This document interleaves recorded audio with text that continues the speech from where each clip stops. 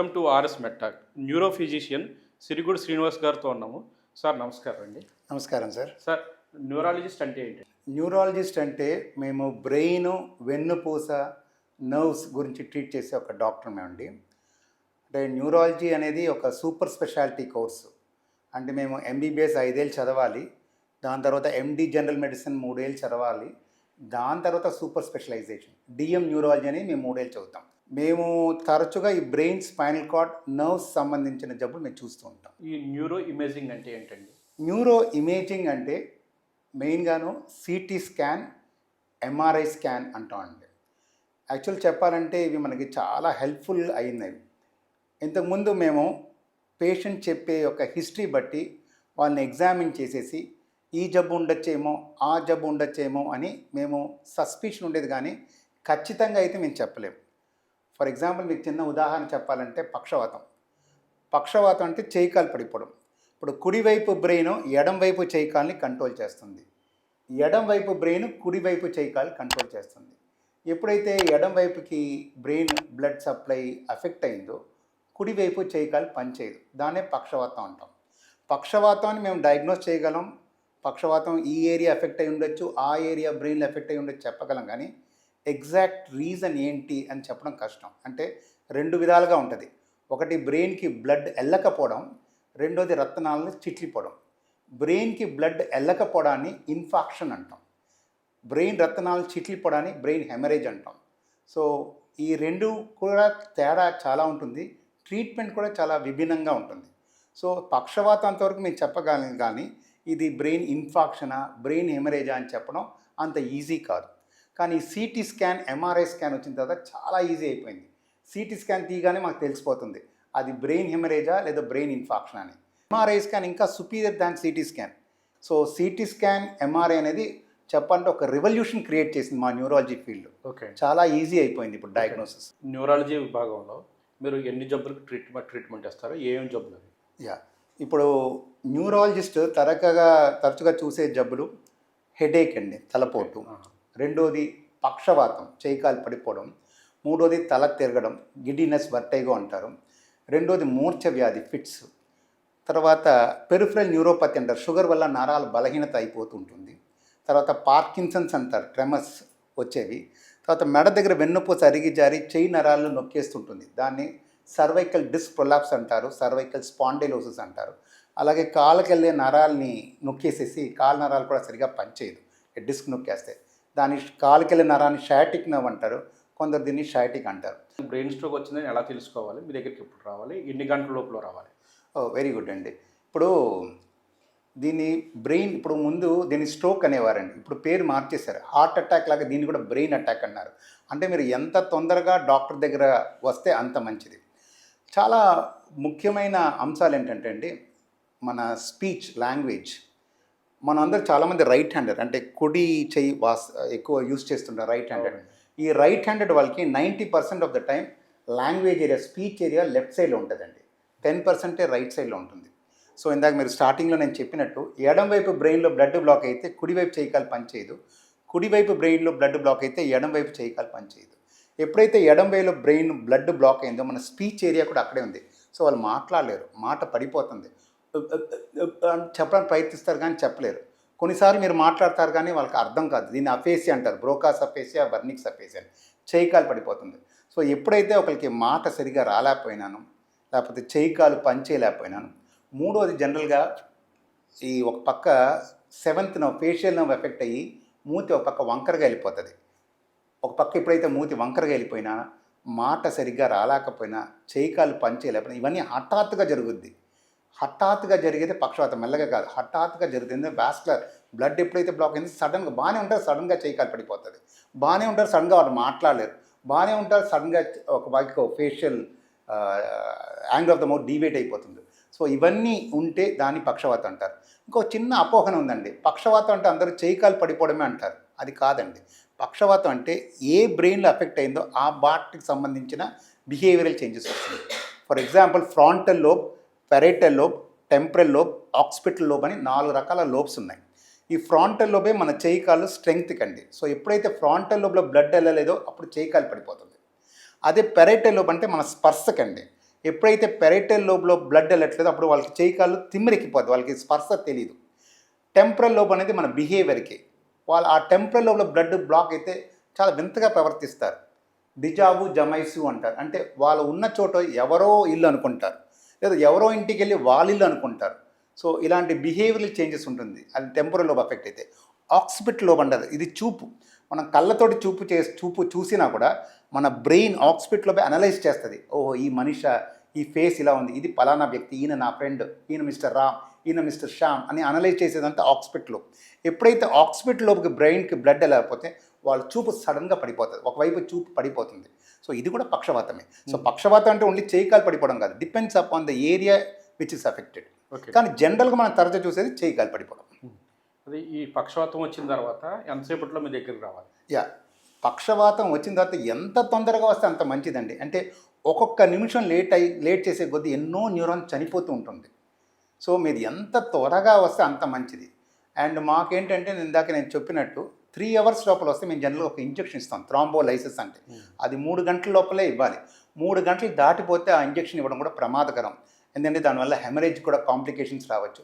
So 3 గంటల లోపల మేము జనరల్ ఇస్తాం. సో ఎంత తొందరగా వస్తే అంత మంచిది, ఎంత లేట్ అయితే అంత న్యూరాన్ చనిపోతుంది, రికవరీ ఛాన్సెస్ తక్కువ అవుతుంది. కొన్ని సందర్భాల్లో చాలామందికి తెలియదు, అపోహన తెలియకుండా కొంచెం లేటుగా వస్తారు, వాళ్ళకు కూడా కొంచెం 3 hours దాటినా కూడా ఇంకా లేటర్ ఫార్మ్స్ ఆఫ్ ట్రీట్మెంట్ వచ్చింది. కెరోటిడ్ స్టెంటింగ్ అని, కెరోటిడ్ ఎండాక్టెక్టమీ అని, థ్రాంబెక్టమీ అని కొన్ని ట్రీట్మెంట్స్ వస్తుంది. మీకు సరదాగా ఒక విషయం పంచుకోవాలంటే, నాకు అంటే నా ప్రాక్టీస్ పెట్టిన కొత్తలో ఒక ఆయన పక్షవాతం వచ్చాడు, చేయి కాలు పడిపోయిందని వచ్చారు. పల్లెటూరు నుంచి వచ్చినట్టున్నాడు. నేను చూశాను, అయ్యా మీకు చేయి కాలు పడిపోయింది, నేను బ్రెయిన్కి స్కాన్ తీసేసి బ్రెయిన్ ఎలా ఉంది చూసి చెప్తాను, మీకు దాని ప్రకారం ట్రీట్మెంట్ ఇస్తానంటే ఆయన కోపం వచ్చింది. నేను పల్లెటూరు నుంచి వచ్చాను, నేను చదువుకోలేని అని నువ్వు నన్ను ఎమారుస్తున్నావా, నేనేమో చేయి కాలు పని చేయట్లేదు అన్నాను, నువ్వేమో స్కాన్ చేయి కాలు తీయకుండా బ్రెయిన్ తీసుకెళ్తానన్నావు, అది ఎంతవరకు కరెక్ట్ అన్నారు. అంటే ఇవన్నీ ఇలాంటి అపోహలు ఉంటాయి. సో ఇవన్నీ కూడా మనం ఏంటంటే పబ్లిక్, మీరు చేసి చక్కటి పని, పబ్లిక్ అవేర్నెస్ క్రియేట్ చేసి యూట్యూబ్ ఛానల్ ద్వారా, వీడియోస్ ద్వారా చేస్తే పబ్లిక్ కూడా అర్థమవుతుంది. ఓకే, మన దేశంలో ఎటువంటి నరాల జబ్బులు ఎక్కువగా వచ్చే అవకాశాలు ఉన్నాయి? మేము న్యూరాలజిస్ట్గా తరచు చూసేది హెడేక్ అండి, తలపోటు. రెండోది తల తిరుగుడు. మూడోది మూర్ఛ వ్యాధి, తర్వాత పక్షవాతం. ఈ తలనొప్పి అంటే చాలామంది భయపడతారండి. తలనొప్పి అంటే ఏదో నాకు బ్రెయిన్లో క్యాన్సర్ వచ్చింది, నాకు పెద్ద జబ్బు, నేను చనిపోతానేమో అని చాలామంది భయపడుతుంటారు. యాక్చువల్గా తలనొప్పి అనేది అంత పెద్ద జబ్బు కాదు. తలనొప్పికి మనం 2 విధాలుగా డివైడ్ చేయొచ్చు, ప్రైమరీ హెడేక్, సెకండరీ హెడేక్ అని. ప్రైమరీ హెడేక్ అంటే కారణాలు లేకుండా, పెద్దగా కారణాలు లేకుండా వచ్చే తలనొప్పి, అది మెయిన్గా టెన్షన్ వల్ల వస్తుంది, దాన్ని ప్రైమరీ హెడేక్ అంటారు. 80% తలనొప్పికి కారణం ఈ ప్రైమరీ హెడేకే. 20% మెదడులో ఏదో పొరపాట్లు ఉంటే తలనొప్పి వస్తుంది. ఫర్ ఎగ్జాంపుల్, మెదడులో టీబీ ఉన్నా, ట్యూబర్క్లోసిస్ క్షయజబ్బు ఉన్నా, రక్తనాళాలు చిట్లిపోయినా, బ్రెయిన్ హెమరేజ్ ఉన్నా, లేకపోతే బ్రెయిన్లో క్యాన్సర్ ఉన్నా వచ్చే జబ్బు ఓన్లీ 20%. 80% పెద్ద జబ్బులు లేకుండానే తలనొప్పి వస్తుంది, దాన్ని ప్రైమరీ హెడేక్ అంటారు. దీంట్లో కూడా 3 విభాగాలు మెయిన్గా ఉన్నాయి. ఒకటి ఇందాక ఆయన చెప్పినట్టు మైగ్రేన్ తలనొప్పి అంటారు, రెండోది టెన్షన్ టైప్ హెడేక్ అంటారు, మూడోది క్లస్టర్ హెడేక్ అంటారు. ఇవి ఏమైనా సరే మెయిన్గా ఇవన్నీ వచ్చేది ఒక ఒత్తిడికి లోనైన వల్ల, లేకపోతే బ్రైట్ లైట్స్ చూసడం వల్ల, లేదా ఎక్కువ సౌండ్స్ వినడం వల్ల, లేదా ఎక్కువ ట్రావెల్ చేసినా, లేదా 3 పూట శుభ్రంగా భోజనం చేయకుండా ఆకలి నొప్పులతో బాధపడినా, ఎక్కువ టెన్షన్ గురైనా కూడా ఈ మైగ్రేన్ తలనొప్పి వస్తుంది. సో మైగ్రేన్ తలనొప్పి చూడడానికి భయంకరంగా ఉన్నాను, అందరు తిట్టేయాలి కొట్టేయాలి అనిపిస్తాను, మనం భయపడక్కర్లే. సో ఇది మామూలు ప్రైమరీ హెడేక్, మామూలు మైగ్రేన్ తలనొప్ప, లేదా ఇతర కారణాలు ఉన్నాయా లేదా అని తెలుసుకోవడానికి స్కాన్ తీయాలి, సిటీ స్కాన్, ఎంఆర్ఐ స్కాన్. ఇందాక మీరు అడిగారే న్యూరో ఇమేజింగ్ వల్ల ఏంటి ఉపయోగం, ఇది పెద్ద ఉపయోగం అండి. సో మాకు స్కాన్ తీస్తే తెలిసిపోతుంది ఇది మామూలు తలనొప్ప లేదా ఇతర కారణాల వల్ల పెద్ద జబ్బు అని. ఎప్పుడైతే స్కాన్ నార్మల్గా వచ్చిందంటే నాకు చాలా సంతోషం, ఇది మామూలు తలనొప్పి, మైగ్రేన్ తలనొప్పి. సో తలనొప్పి తగ్గడానికి మాత్రలు ఉన్నాయి, తలనొప్పి రాకుండా ఉండడానికి మాత్రలు ఉన్నాయి. సో తలనొప్పి అనగానే మనం భయపడాల్సిన అవసరం లేదు. 80% తలనొప్పి సింపుల్ తలనొప్పి, ప్రైమరీ హెడేక్ అంటే భయపడాల్సిన అవసరమే లేదు. డాక్టర్ గారు, మీ ట్రీట్మెంట్లో భాగంగా ఎక్కువసార్లు సిటీ స్కాన్ కానీ ఎంఆర్ఐ స్కాన్ కానీ తీస్తుంటారు కదా, దీనివల్ల పేషెంట్కు ఏమైనా ఇబ్బంది అయినా జరుగుతుంటుందా? ఇది కూడా ఒక చాలా మంచి క్వశ్చన్ అండి. సిటీ స్కాన్, ఎంఆర్ఐ స్కాన్ చెప్పాలంటే it has revolutionise the therapy in neurology. అది మాకు ఎంతో అడ్వాంటేజ్ చేసింది. ఈజీగా డయాగ్నోస్ చేసి ఏ జబ్బు అయినా కూడా సిటీ స్కాన్, ఎంఆర్ఐ చేస్తే డిస్క్ జారిందా, లంబర్లు జారిందంటే ఎంఆర్ఐ తీసేయచ్చు. స్పైన్కి మెయిన్గా మేము ఎంఆర్ఐ తీస్తామండి. బ్రెయిన్కి సిటీ సరిపోతుంది, కొన్ని సందర్భాల్లో ఎక్కువ డీటెయిల్స్ కంటే ఎంఆర్ఐ తీస్తాం. ఇప్పుడు రేడియేషన్ ఎక్స్పోజర్ అంటారు. ఈ ఎంఆర్ఐ సిటీ స్కాన్ వల్ల కొంచెం రేడియేషన్ ఎక్స్పోజర్ వస్తుంది. చెప్పంటే సిటీ స్కాన్కి ఎక్కువ ఉంటుంది. సో సిటీ స్కాన్ అనేది అవసరం. హెడేక్ అంటే తీయించుకోండి, న్యూరో ఫిజిషియన్ సజెస్ట్ చేస్తే తీయించుకోండి. కానీ మీరే సెల్ఫ్ ట్రీట్మెంట్ లాగా నాకు ఏదో అయిపోయింది నేను వెళ్ళి స్కాన్ తీసుకుంటాను అలాగా ఫ్రీక్వెంట్గా మీరు స్కాన్ తీసుకోవడం అనేది మంచిది కాదు. రెండోది ప్రెగ్నెంట్ లేడీస్ అండి. ప్రెగ్నెన్సీలో ఆ రేడియేషన్ ఎక్స్పోజర్ వల్ల ఫీటస్, ఆ పుట్టబోయే బాబు కానీ పాపకి కానీ ఆ రేడియేషన్ ఎక్స్పోజర్ వల్ల అనామలీస్, కంజెంటల్ అనామలీస్ అంటే అవయుగాలు దెబ్బతినే అవకాశం ఉంది. సో వాళ్ళకి వీలైనంత వరకు మేము స్కాన్ తీయం, కానీ తప్పనిసరి అంటే ఎంఆర్ఐ స్కాన్ తీస్తాం. ఎందుకంటే సిటీ కన్నా ఎంఆర్ఐ బెటర్. సిటీలో రేడియేషన్ ఎక్స్పోజర్ ఇంకా ఎక్కువ ఉంటుంది. ఇవి ఈ చిన్న చిన్న డిసడ్వాంటేజ్ తప్ప సిటీ ఎంఆర్ఐ చాలా చాలా మంచిది. ఇంకో చిన్న విషయం ఎంఆర్ఐకి వచ్చేసరికి ఏంటంటే అండి, ఇప్పుడు కూడా ఒక 2-3 monthsలో పెద్ద గొడవ అయింది. ఈ రాడ్లు ఉంటాయి, కొంతమంది ఫ్రాక్చర్ అయ్యి రాడ్లు వేస్తారు, కొంతమంది హార్ట్కి స్టెంట్లు వేసుకుంటారు. కొన్ని వచ్చి ఎంఆర్ఐ ఇన్కంపాటిబుల్, అంటే ఎంఆర్ఐ స్కాన్కి అది తీయించుకోకూడదు. అలా ఏమవుతుంటే మీరు ఎంఆర్ఐ అనేది ఒక మ్యాగ్నెటిక్ ఫీల్డ్ అండి. సో మీరు ఎంఆర్ఐ లోపల వెళ్ళి ఈ స్టీల్ రాడ్ కానీ స్టెంట్లు కానీ ఉంటే అది కూడా దానికి మ్యాగ్నెటిక్ పొటెన్షియల్ ఉంది, అది వెళ్ళి సర్రని లాగేస్తుంది. లాగేస్తే ఏంటంటే ఆ రాడ్ బయటికి రావడం కానీ స్టెంట్ బయటికి రావడం కానీ అట్రాక్ట్ అయిపోవడం కానీ జరుగుతుంది. పేషెంట్స్కి కొలాప్స్ అయ్యి ప్రమాదం అయ్యే పరిస్థితి కూడా ఉంటుంది. అందుకనే మీరు సిటీ స్కాన్ అంటే ప్రెగ్నెంట్ లేడీస్కి ఎలాగా మీరు అవాయిడెడో కాంట్రాఇండికేటెడో అలాగే మీరు ఎంఆర్ఐ చేసిన డెఫినెట్గా పేషెంట్ అడగాలి, అమ్మ మీకు హార్ట్ అటాక్ వచ్చిన స్టెంట్ వేసారా లేదా ఫ్రాక్చర్ అయిన రాడ్ వేసారని అడగాలి. అలా అడగకుండా మీరు స్కాన్ తీసేసి రేపు ఆ రాడ్ కానీ స్టెంట్ కానీ బయటకు వచ్చేస్తే అది ప్రాణానికే ప్రమాదం, మనకి మంచిది కాదు. సో అది మ్యాండేటరీగా అడగాలి. ఒక 2-3 months దగ్గర కూడా ఒక చిన్న విషయం ఇలా అయింది, వాళ్ళు తెలియకుండా రాడ్ని తెలియకుండా ఎంఆర్ఐ తీసేది బయటకు వచ్చి ఆ పేషెంట్ పరిస్థితి కూడా చాలా విషమమైంది. కంకషన్ అంటే ఏంటండి, దీనివల్ల వచ్చే ప్రమాదం ఏంటి? కన్కషన్ అంటే ఏం లేదు, అది ఒక హెడ్ ఇంజరీ అండి. జనరల్గా ఈ స్పోర్ట్స్ పర్సన్స్ మనం చూస్తూ ఉంటాం, వాళ్ళు స్పోర్ట్స్ ఆడుతుంటారు, ఫుట్బాల్ గట్టిగా తగులుతుంది, ఒక 2 నిమిషాలు అయోమయం అయిపోతారు, అలా చూస్తారు, మళ్ళీ వాళ్ళు కోలుకుంటారు. అంటే ఇందాక మీకు చెప్పాను, న్యూరో సర్జరీ రోల్ ఎప్పుడు వస్తుంటే రత్నాలు చిట్లిపోయి రక్తం గడ్డ కట్టి నొక్కేస్తే అప్పుడు న్యూరో సర్జన్ రక్తం గడ్డ తీయాలి. కానీ జనరల్గా ఎక్కువ శాతం చిన్న చిన్న ఇంజురీ జరుగుతుంది, తెలియకుండా మన తల గుద్దేసుకోవడమో లేదా ఫుట్బాల్ వచ్చి తగలడమో, అలాంటప్పుడు ఏంటంటే బ్రెయిన్ ఎక్కువ రత్నాలని చిట్లిపోదు, కానీ బ్రెయిన్కి ఆ సంఘటన జరిగిన వల్ల కొంచెం షాక్లా గురయ్యేలాగా అవుతుంది, దాన్ని కన్కషన్ అంటారు. ఒక 2-3 నిమిషాలు మీరు అయోమయం అయిపోతారు, తర్వాత మీరు రికవర్ అయిపోతారు. సో కన్కషన్ తోటి ఆగిపోయిందా ఏదైనా హెమటోమా రత్నాలు చీట్లు రక్తం గడ్డ కట్టింది అనేది మళ్ళీ ఈ సిటీ స్కాన్ ఎంఆర్ఐ వాళ్ళు తెలుస్తుంది. ఎప్పుడైతే స్కాన్ ఎంఆర్ఐ సిటీ కానీ ఎంఆర్ఐ కానీ నార్మల్, మీరు భయపడకాదు, కన్కషన్ మామూలుగా ఇంజురీ జరిగింది రికవర్ అయిపోతారని చెప్తున్నా, రికవర్ అయిపోతారు. ఇప్పుడు ఇండియాలో ఈ న్యూరాలజీ విభాగం ఎంతవరకు డెవలప్ అయిందని మీరు అనుకుంటున్నారు? నాకు తెలిసి న్యూరాలజీ డిపార్ట్మెంట్ చాలా బాగా డెవలప్ అయిందండి ఇప్పుడు. ఎందుకంటే ఈ ఎస్పెషల్లీ ఈ సిటీ స్కాన్ ఎంఆర్ఐ స్కాన్ వచ్చిన తర్వాత మనం ఎన్నో జబ్బులు మనం కనిపెడుతున్నాం. అండ్ మీరు చూస్తుంటే ఆల్మోస్ట్ అన్ని జబ్బులు కూడా ఇంచుమించు న్యూరాలజీ సంబంధించింది. ప్రతి మనిషికి తలనొప్పి వస్తుంది, హెడేక్, అది న్యూరో ఫిజిషియనే చూడాలి. ఏదో ఒక సమయంలో తల తిరుగుతుంది. ఈ తల తిరగడం అనేది మేము వర్టైగో అంటామండి. అంటే బ్రెయిన్ సరిగా పనిచేయలేకపోయినా బ్రెయిన్కి చెవికి ఒక కనెక్షన్ ఉంటుంది, 8th nerve అని. అలాగే semi circular canals utricle saccule అని ENT, ear nose throat doctor చూడాలి, కనెక్షన్స్ ఉంటుంది. సో ఈ వర్టైగో తల తిరగడం అనేది ఒక కామన్ కంప్లైంట్ అండి. అది ఈఎన్టీ డాక్టర్స్ గారు చూస్తారు, లేదా న్యూరాలజిస్ట్ మేము చూస్తాం. బ్రెయిన్ అఫెక్ట్ అయిపోతే అది సెంట్రల్ అనమాట, అది చాలా పెద్ద జబ్బు, మేము చూడాలి. బ్రెయిన్కి ఇయర్కి కనెక్షన్ అయ్యి ఆ వెస్టిబులర్ అపారటస్ అయితే అది చిన్న జబ్బు, తల తిరుగుతుంది కానీ భయపడక్కర్లేదు, అది మేము చూస్తాం, ఈఎన్టీ డాక్టర్ గారు చూస్తాం, వెస్టిబులర్ సెడేటివ్స్ ఇస్తే తగ్గిపోతుంది. సో తల తిరుగు కూడా చాలా కామన్, మీరు ఏదో ఒకటైనా తల తిరుగు. అలాగే మెడ నొప్పి, నడు నొప్పి, పార్కిన్సన్స్, చేయి వణకడం, పక్షవాతం, ఇవన్నీ కూడా చాలా కామన్, ఎస్పెషల్లీ ఏజ్ రిలేటెడ్. 60 ఏళ్ళు దాటిన వాళ్ళకి ప్రతి వాళ్ళకి హార్ట్ అటాక్ కానీ బ్రెయిన్ అటాక్ కానీ వస్తుంది. మీరు అడిగిన ఒక మంచి ప్రశ్నలో నాకు ఒక సమాధానం ఉంది. మానవుణ్ణి మరణానికి మెయిన్గా 3 ముఖ్య కారణాలండి. మీరు ఆలోచించి, మీరు ఎవరన్నా చనిపోయారని మీరు వింటే యూజువల్గా 1 of the 3 reasons, 3 కారణాలు ఉంటాయి. ఈ రోగాల వల్ల జనరల్గా మానవుని చనిపోతుంటారు. First and foremost heart attack అండి.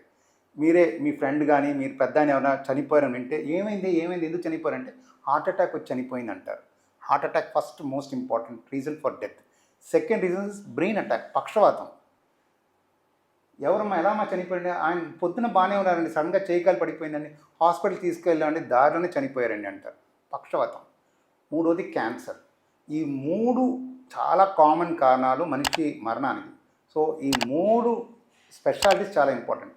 కార్డియాలజీ గుండె విభాగం, న్యూరాలజీ బ్రెయిన్ విభాగం, క్యాన్సర్ ఆంకాలజీ. సో చాలా చాలా important. Okay. Impact of lifestyle brain health మీద ఎంతవరకు ప్రభావం? చాలా ఉంటుందండి. నేను మీకు చాలా చెప్పాను. You are what you think. నేను చెప్పాలంటే you are what you think, you are what you eat. మీరు ఏమేమి తింటున్నారో, మీరు ఏమేమి ఆలోచిస్తున్నారో దాన్ని బట్టి మీ హెల్త్ ఆధారపడి ఉంటుందండి. చాలా జబ్బులు వచ్చేది మీ యొక్క మెంటల్ డిప్రెషన్ వల్ల, ఇల్ హెల్త్ వల్ల. జపాన్ వల్ల 120-130 ఏళ్ళ వరకు ఉంటున్నారు. ఎందుకు? They are all happy people. They are living with their friends, spending time with their friends. They are always happy. మీరు ఎప్పుడు సంతోషంగా ఉంటారో మీకు చాలా మటుకు జబ్బులు దూరంగా ఉంచవచ్చు. ఆయిల్స్ అసలు మంచిదే కాదు హెల్త్కి. Especially bad cholesterol, good cholesterol అంటాం, అవన్నీ ఎక్కువ అయిపోతాయి శరీరంలో. ఈ ఫుడ్ అని intake you are what you eat. మీరు కానీ ఇలాగ ఫాస్ట్ ఫుడ్ తినడం వల్ల మీకు ఖచ్చితంగా మీ ఆరోగ్యం పడుతుంది. ఫ్రూట్స్ తినండి, చాలా మంచిది. పళ్ళు తినండి, వెజిటబుల్స్ తినండి. నీస్ కూరలు మానేయడం చాలా చాలా మంచిది. ఎస్పెషలీ ప్రాన్స్, రొయ్యలు కానీ, పీతలు కానీ ఫుల్ ఆఫ్ ఫ్యాట్ అండి. సపోజ్ మీరు కాదు నాకు నీస్ కూరలు తినాలనిపిస్తుంది, ఏదైనా మంచి ఫుడ్ ఉందా అని డాక్టర్ని అడిగితే నేను 2 సలహాలు ఇస్తాను. ఒకటి ఫిష్, చేపలు చాలా మంచిదండి. అన్సాచురేటెడ్ ఫ్యాటీ యాసిడ్స్ ఉంటుంది, 3 ఒమేగా ఫ్యాటీ యాసిడ్ ఉంటుంది, చాలా మంచిది హెల్త్కి. ఫిష్ తీసుకోవచ్చు. ఎగ్, గుడ్డు కూడా తెల్లది మంచిదండి. ఎల్లులో యాక్ ఉంటుంది, తెల్లది ప్రోటీన్స్, అవి తీసుకోండి. ఇవన్నీ చేస్తే మీరు చాలా ఆరోగ్యకరంగా ఉంటారు. Prevention is better than smoking, drinking మానేయండి. స్మోకింగ్ వల్ల డోపమిన్ రిలీజ్ అయ్యి కొంచెం మీ తాత్కాలికంగా హ్యాపీనెస్ రావచ్చు, కానీ దానివల్ల ఎంత చూడండి మీకు లంగ్ క్యాన్సర్ వస్తుంది, సిఓపిడి, బ్రాంకైటిస్ వస్తుంది, లివర్ క్యాన్సర్ వస్తుంది. సో ఇవన్నీ అవుతాయండి. నేను చెప్పినట్టు మీరు డోపమిన్, ఆక్సిటోసిన్, సెరోటోనిన్, ఎన్కెఫిన్స్ ఇవి పెంచుకునే మార్గాలు వెతకండి. హ్యాపీగా ఉండండి. స్లీప్, ఫుడ్, ఎక్సర్సైజ్ మన నరాల మీద ఎటువంటి ప్రభావం చూపిస్తుంది? సార్ ఇది నా one of my favourite topic sleep. నేను కూడా యాక్చువల్లీ చెప్పాలని స్ట్రెస్ చేయలేదు. బాగానే మీరు నన్ను ఈ క్వశ్చన్ రేజ్ చేశారు. ఫుడ్ ఎంత ఇంపార్టెంటో, ఎక్సర్సైజ్, వాకింగ్ ఎంత ఇంపార్టెంట్, అంతే ఇంపార్టెంట్ స్లీప్ అండి. రోజుకి 24 గంటలు మనం 3 వంతు నిద్రలోనే గడపాలి. 8 అవర్స్ స్లీప్ ఇస్ చాలా ఇంపార్టెంట్. మీరు ఎలాగ మీ శరీరం అలసిపోతుందో మీరు బ్రెయిన్ కూడా అలసిపోతుంది. యాక్చువల్లీ ఇన్నర్ కాన్వర్జేషన్ అంటాం. మీరు గమనించారో లేదో, మీరు నాతో మాట్లాడినంతసేపు మాట్లాడతారు, మీరు మాట్లాడకుండా క్వైట్గా కూర్చుంటే మీరు క్వైట్గా ఉండరు. ఏదో ఒక ఆలోచన వస్తూనే ఉంటుంది. ఏ మనిషి కూడా పని చేయకుండా క్వైట్గా కూర్చుంటే ఆలోచించకుండా ఉండలేడు.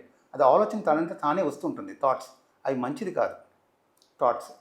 సో మీరు థాట్స్ వచ్చి మిమ్మల్ని డిస్ట్రాక్ట్ చేస్తుంది. మీరు 8 అవర్స్ నిద్రపోయారనుకోండి, బాడీ ఎలా శరీరంతో అలసిపోతుందో నిద్ర కూడా, బ్రెయిన్ కూడా రెస్ట్ కావాలి, హ్యాపీ స్లీప్ మోడ్లో వెళ్ళిపోతుంది. దీంట్లో కూడా 2 విధాలు ఉన్నాయి sleep. REM sleep, NREM sleep అంటారు. ఆర్ఈఎం అంటే ర్యాపిడ్ ఐ మూమెంట్, అంటే మీరు చూడొచ్చు కళ్ళు టక్ టక్ టక్ టక్ అని కొట్టుకుంటుంది. ఎన్ఆర్ఈఎం అంటే కళ్ళు కొట్టుకోదు, non rapid eye movement sleep. So ఇవి మార్చి ఫేసిక్గా వస్తే మీరు చాలా హ్యాపీగా ఉంటారు. ఈ నిద్ర వల్ల one of the most important memory improvement techniques sleep అండి. మీరు నిద్రపోతే 8 గంటల సేపు నిద్రపోతే మీ బ్రెయిన్ అలాగ కంప్లీట్గా రెస్ట్ మోడ్ వెళ్ళిపోయి పొద్దున లెగ్చారనుకోండి ఫ్రెష్గా ఉంటుంది బ్రెయిన్. సార్ శ్రీనివాస్ గారు న్యూరాలజీ గురించి చాలా బాగా చక్కగా వివరించారండి. Thank you so much. Thank you. మీరు కూడా చాలా చక్కటి క్వశ్చన్స్ అడిగారు. నేను అందుకనే చాలా చక్కగా ఆన్సర్ చెప్పగలిగాను. మీ ఛానల్ కూడా చాలా మంచి ఛానల్ అండి. అసలు నేను యాక్చువల్లీ ఓన్లీ స్టూడెంట్స్ స్టార్ట్ చేశాను. మీరు చేసేది ఇంకా ఒక step extra. Public medical students అనేది చాలా తక్కువ మంది ఉంటారు, డాక్టర్ చాలా తక్కువ మంది ఉంటారు, ప్రజలు ఎక్కువ మంది ఉంటారు పాపులేషన్. మీరు వాళ్ళని టార్గెట్ చేసేసి వాళ్ళకి అర్థమయ్యేటట్టు తెలుగులో చక్కగా నేను ఓన్లీ న్యూరాలజీ వరకే చెప్పగలను. అలా కాకుండా మీరు అందరినీ ఇంటర్వ్యూ చేస్తారు, కార్డియాలజీ, స్పైన్ సర్జన్ అనేది. సో మీరు అందరికీ ఒక హెల్త్ అవేర్నెస్ ప్రోగ్రామ్ ప్రజలకి చేసేది చాలా మంచి ఒక జాబ్ యు ఆర్ డూయింగ్ అండి. I congratulate you for that. You are doing a good. Keep up the good job. Thank you అండి.